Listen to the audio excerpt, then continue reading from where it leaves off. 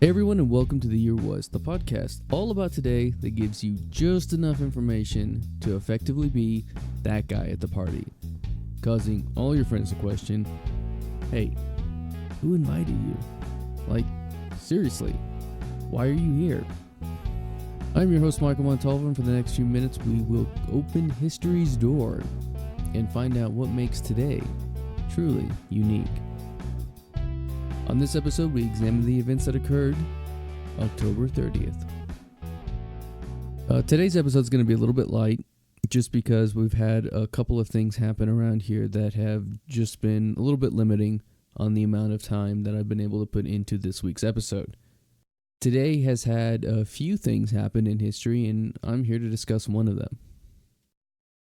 The dreams of many were to run away and join the circus. In fact, it was an idea I toyed with in my own youth. And because of that, let's talk about the greatest show on earth. And by that I mean, let's talk about P.T. Barnum. Barnum had a flair for showmanship, and early in his life he found success in it. In 1834, at the age of 24, he moved to New York, where he would find Joyce Heth. In 1935, Barnum would present Heth as the 161-year-old nurse to General George Washington. She was toured, which is a nice way of saying she was exhibited, in taverns, inns, museums, railway houses, and concert halls all across the Northwest.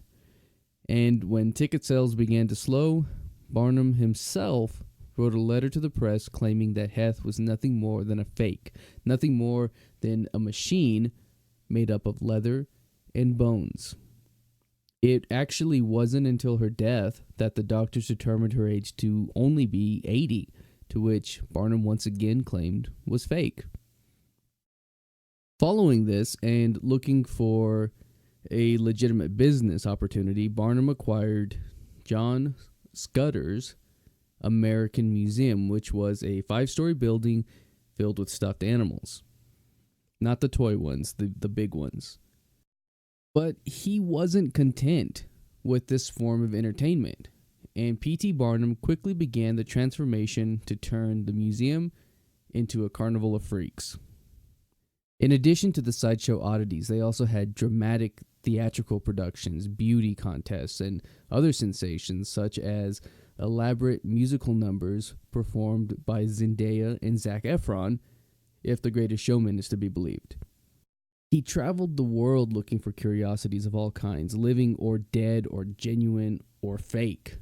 He advertised his show by outrageous stunts and repetitive advertising with exaggerated publicity. He gained international attention and made his museum and acts landmarks. Features such as the Fiji mermaid, which was a monkey sewn to a fish, and Siamese twins Chang and Ing. But it was Charles Stratton, who at only 25 inches would become Barnum's most profitable exhibit as he masqueraded as General Tom Thumb. The pair were received by the likes of U.S. President Abraham Lincoln and even the Queen of England, whom they gave a performance for. Barnum enjoyed success between 1842 and 1868 before giving it all up when fires twice destroyed all that he had built. Which brings us to this. The year was 1873, and on this day, October 30th, P.T. Barnum debuted The Greatest Show on Earth in New York. And then he partnered with James A. Bailey.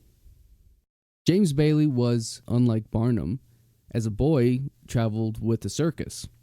In 1872, he partnered with James E. Cooper's circus, which was called the Greatest International Circus, and they toured the world. In 1876, he became a serious competitor to Barnum's own circus, The Greatest Show on Earth. The two merged in 1881, and it was due to Bailey's managerial ability and Barnum's ability as a promoter that the Barnum and Bailey Circus became the most successful enterprise of its kind in the United States. The two would work together until Barnum's death in 1891, after which the circus would go on to tour in Europe under Bailey's leadership. Bailey died in 1906, and a year later the circus was bought by the Ringling Brothers, and the Ringling Brother and Barnum and Bailey Circus was born and remained in operation until its eventual closure in 2017. The truth is, Barnum and Bailey did not invent the modern circus. They just gave it its spectacle and its gigantic size. And that's going to do it for us today. If you like this podcast and want to hear more, give us a rate and a review. That helps me out and lets me steer this in the right direction, so hopefully it's good for everybody. If you're watching this on YouTube, you can find the audio version on your podcast app of choice. Links in the description. You can find me on social media and at YouTube at the Apple Cider Club. And as always, I want to thank the Tim Kreitz Band for our musical theme and to thank you for listening. We'll see you next time.